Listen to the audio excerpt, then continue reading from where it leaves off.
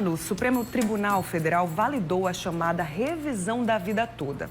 É uma espécie de recálculo do valor da aposentadoria que pode aumentar o benefício de aposentados e pensionistas. Você já tinha ouvido falar sobre esse assunto? Bom, agora é hora de entender, tá? E tirar suas dúvidas também. Hora do quadro Seu Direito.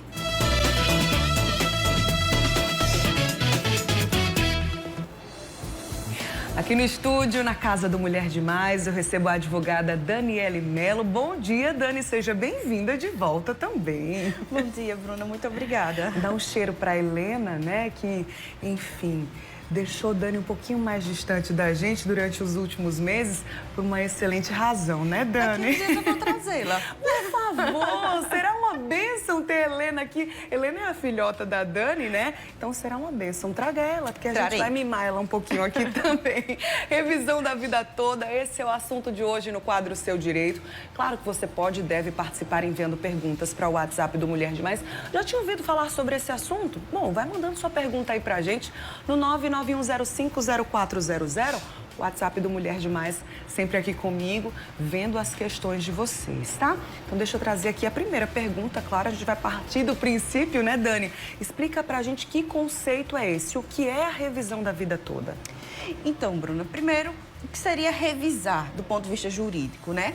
O ato de aposentadoria, de concessão de algum benefício, aposentadoria, pensão, enfim, é um ato administrativo. E todo e qualquer ato administrativo ele é possível de ser revisado, de ser revisitado para saber se os critérios legais foram observados naquele momento do acontecimento do ato.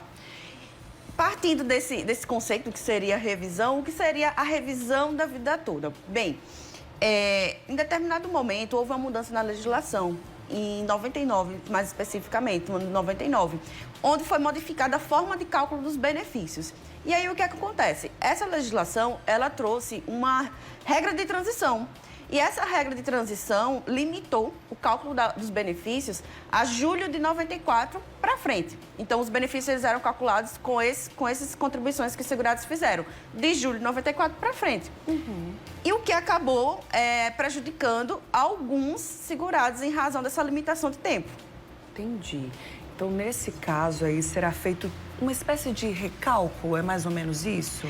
Exatamente. Com a revisão da vida toda aprovada, os segurados que tiveram essa limitação, eles poderão aproveitar aquelas contribuições que eles fizeram antes de julho de 94 e que não foram incluídas no cálculo do benefício dele. Entendi. Agora, quem tem direito, né, a esse recálculo, a essa revisão da vida toda? Quem pode solicitar?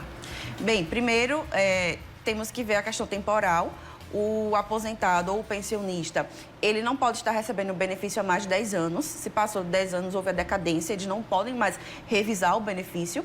Segundo, esse aposentado ou pensionista, ele deve ter recebido o benefício após novembro de 2019 e antes de... após novembro de 99 certo. E antes de novembro de 2019. Após novembro de 99, quando houve essa mudança da legislação. Certo. E antes de novembro que houve a reforma da Previdência. E aí ela barrou essa regra de transição. Entendi. Não significa que todas as pessoas que vão fazer esse recálculo, essa revisão da vida toda, que elas vão ter alguma alteração no benefício. É assim que funciona, Dani? Isso, Bruna. Tem que ter muito cuidado quando for pedir a revisão da vida toda. Porque o que é que acontece na prática? Se o segurado que está aposentado recebendo o benefício de pensão, ele tinha contribuições altas antes de julho de 94, muito provavelmente ele vai ser beneficiado com a revisão da vida toda, pois a gente vai pegar essas contribuições altas e incluir no cálculo do benefício dele. Certo. Agora, se ele tinha contribuições baixas, talvez não seja vantajoso para ele, porque ao incluir contribuições baixas nesse cálculo, é possível que o benefício dele venha cair. Então, antes de pedir, é necessário, é imprescindível que se faça um estudo. Certinho. Deixa eu trazer aqui a pergunta da nossa telespectadora, a Kátia. Obrigada pela sua participação, Kátia. Ela quer saber se essa revisão também pode ser feita por filhos de pais já falecidos.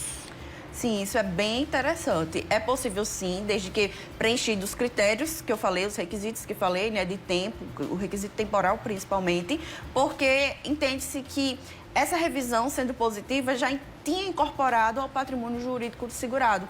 Então, isso pode ser herdado pelos filhos, né? Enfim, por quem ficou. Entendi. Agora, que caminho, né? É importante a gente saber como é que funciona esse caminho para solicitar essa revisão. Como é que tudo isso é feito, um passo a passo, até porque é uma novidade, né, Dani? Muito novo, exatamente. Então, o primeiro passo, Bruna, é realmente fazer um estudo, é pedir, é solicitar a um profissional especializado que faça esse recálculo considerando as contribuições antes de julho de 94, para saber se vai ser positivo ou negativo. Eu vou dar um exemplo prático da minha vida, né, como advogada.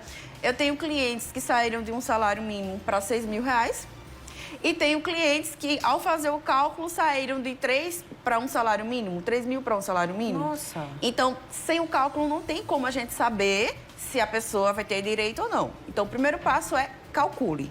Veja se você se inclui nos requisitos, se vai ser bom ou ruim para você.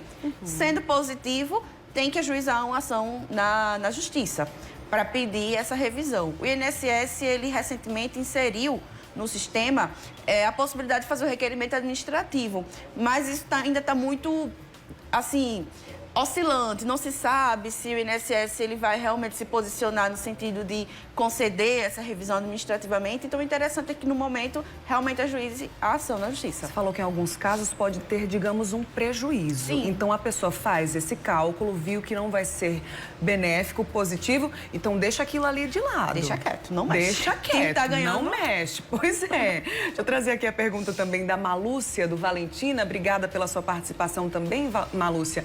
Ela quer saber se ela, sendo pensionista, também pode fazer a revisão da vida toda, se tem alguma alteração aí nesse caso. O pensionista também vai ter direito à revisão da vida toda. Agora, um detalhe sobre a decadência do pensionista, o prazo decadencial, é que o prazo de 10 anos que eu falei não conta do recebimento da pensão, mas sim do recebimento da aposentadoria, caso o instituidor da pensão, o falecido, fosse aposentado. Então, se ele era aposentado, vai contar 10 anos do início do recebimento da aposentadoria. Certinho. Mais uma dúvida. Como previsto, né? Porque, assim, como é algo extremamente novo, claro que desperta, né, a curiosidade e muitas dúvidas também dos nossos telespectadores. O Rony disse que o pai dele se aposentou em 1994, com um salário e meio. Mas, com o passar do tempo, o salário dele baixou para um salário. Ele quer saber se o pai pode pedir essa revisão. Bruna, essa situação é muito comum, a situação do pai do Rony, porque o que acontece? Quem se aposenta recebendo mais de um salário mínimo tem a sua forma de atualização dos valores é uma. Quem se aposenta recebendo um salário mínimo é outra. Então, geralmente, quem se aposenta recebendo mais de um salário mínimo tem o seu benefício atualizado anualmente pelo INPC. E um salário mínimo é por lei ou medida provisória. Acontece que, quase sempre, o aumento do salário mínimo é maior e, em detrimento do aumento do salário de quem se aposentou com mais, é menor. E aí vai acontecendo que vai chegar um determinado momento que tende-se a equilibrar. As pessoas que se aposentaram com mais, elas vai chegar um momento que vai estar recebendo um salário mínimo. E isso não significa dizer que é um erro. Né? A própria lei já tem essa previsão, é uma previsão legal.